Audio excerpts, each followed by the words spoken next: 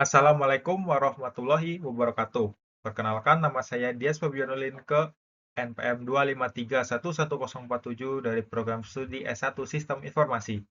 Di sini, saya akan mempresentasikan tentang virtual classroom dan dampaknya terhadap pembelajaran jarak jauh sebagai tugas mata kuliah pengembangan teknologi informasi yang diampu oleh dosen saya, yaitu dosen Pak Cito Eskom MCS. Lalu, di sini saya akan langsung saja mempresentasikannya. Latar belakang revolusi digital dalam pendidikan. Perkembangan teknologi informasi dan komunikasi telah membawa perubahan besar dalam dunia pendidikan. Salah satunya inovasinya adalah virtual classroom, yaitu ruang belajar berbasis daring yang memungkinkan kegiatan pembelajaran dilakukan tanpa batas ruang dan waktu. Kehadiran virtual classroom ini semakin penting sejak pandemi COVID-19, ketika pembelajaran tatap muka harus digantikan oleh sistem daring melalui platform seperti Google Classroom, Zoom, dan Microsoft Teams. Guru dan siswa dapat tetap berinteraksi serta melaksanakan kegiatan belajar mengajar dari rumah masing-masing. Meskipun memberikan banyak manfaat seperti fleksibilitas waktu, efisiensi biaya, dan peningkatan literasi digital, penerapan virtual classroom juga menghadapi berbagai kendala. Di antaranya adalah keterbatasan jaringan internet, kurangnya perangkat belajar, dan menurunnya motivasi siswa karena minimnya interaksi sosial. Oleh karena itu, penting untuk dikaji bagaimana virtual classroom mempengaruhi efektivitas pembelajaran jarak jauh, agar sistem ini dapat diterapkan secara lebih optimal dan berkelanjutan di masa depan. Platform pembelajaran digital memungkinkan guru dan siswa berinteraksi tanpa hambatan geografis, menciptakan ekosistem pendidikan yang lebih inklusif dan fleksibel. Tantangan nyatanya yaitu ada internet, motivasi, dan interaksi sosial.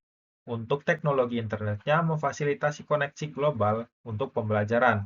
Aksesibilitas luas yaitu menjangkau siswa di lokasi terpencil.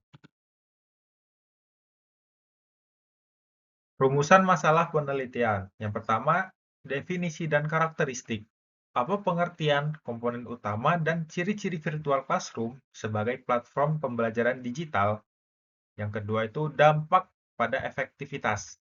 Bagaimana virtual classroom mempengaruhi hasil pembelajaran, engagement siswa, dan pencapaian akademik dalam konteks pembelajaran jarak jauh. Nomor tiga, kendala implementasi. Apa hambatan utama yang dihadapi Indonesia dalam menerapkan virtual classroom secara optimal di seluruh wilayah?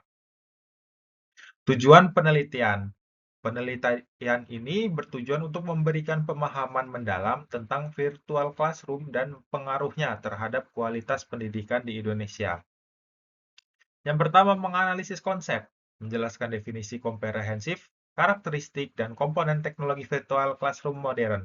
Yang kedua, mengevaluasi dampak, menganalisis secara mendalam dampak positif maupun negatif penggunaan virtual classroom dalam pembelajaran jarak jauh. Yang ketiga, mengidentifikasi solusi, menemukan kendala spesifik, dan merekomendasikan strategi implementasi yang efektif di konteks Indonesia. Manfaat dan kontribusi penelitian. Bagi guru, strategi pembelajaran digital yang terukur dan efektif untuk meningkatkan kualitas pengajaran jarak jauh. Bagi siswa, pengalaman belajar yang lebih interaktif, meningkatkan kemandirian belajar dan literasi digital. Bagi institusi, evaluasi komprehensif untuk pengembangan program pembelajaran daring yang berkelanjutan. Bagi akademisi, referensi ilmiah untuk penelitian lebih lanjut tentang teknologi pendidikan di Indonesia. Virtual Classroom definisi dan karakteristik. Virtual Classroom adalah ruang pembelajaran digital berbasis internet yang memfasilitasi interaksi edukatif antara pendidik dan peserta didik. Pembelajaran sinkron, interaksi langsung real-time melalui video conference. Pembelajaran asinkron, akses materi kapan saja dengan forum diskusi tertunda. Fitur interaktif, whiteboard digital, polling, dan berbagi konten multimedia. Konsep dan implementasi. Pembelajaran jarak jauh atau PJJ merupakan sistem pendidikan inovatif yang memisahkan pendidik dan peserta didik secara geografis namun tetap mempertahankan kualitas interaksi edukatif melalui teknologi informasi dan komunikasi. Yang pertama, akses luas, menjangkau siswa di lokasi geografis manapun.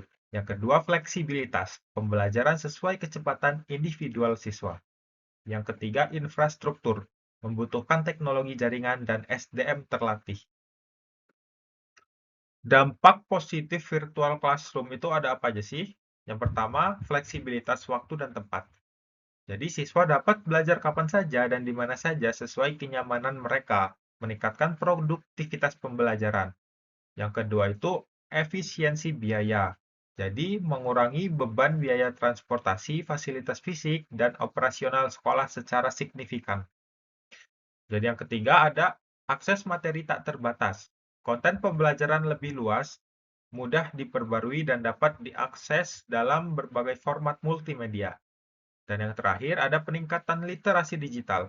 Guru dan siswa mengembangkan keterampilan teknologi yang esensial di era digital. Nah, tadi ada dampak negatifnya juga, serta kendala implementasi. Yang pertama, keterbatasan infrastruktur. Akses internet itu tidak merata, terutama di wilayah terpencil Indonesia. Lalu yang kedua, itu kurangnya perangkat. Tidak semua siswa memiliki gadget atau komputer untuk mengikuti pembelajaran. Yang ketiga, menurunnya motivasi. Berkurangnya interaksi sosial langsung berdampak pada semangat belajar siswa. Dan yang terakhir, kesenjangan digital. Disparitas akses teknologi menciptakan ketimpangan kualitas pembelajaran antar daerah. Strategi meningkatkan efektivitas virtual classroom. Solusi komprehensif untuk mengoptimalkan pembelajaran jarak jauh dan mengatasi kendala implementasi di Indonesia. Yang pertama, meningkatkan infrastruktur. Investasi dalam jaringan internet, berkecepatan tinggi dan distribusi perangkat ke sekolah. Pelatihan pendidik. Program pelatihan berkelanjutan untuk guru menguasai teknologi dan metode pembelajaran digital. Lalu yang ketiga, metode interaktif. Terapkan pembelajaran berbasis proyek dan gamifikasi untuk meningkatkan engagement siswa. Dan yang terakhir itu ada blended learning atau kombinasi pembelajaran daring dan tatap muka untuk optimalisasi hasil pembelajaran jangka panjang. Oke, mungkin segitu saja yang dapat saya sampaikan. Selebihnya saya mohon maaf. Jika ada salah kata saya mohon maaf. Kepada Allah saya mohon ampun. Saya akhiri. Wassalamualaikum warahmatullahi wabarakatuh.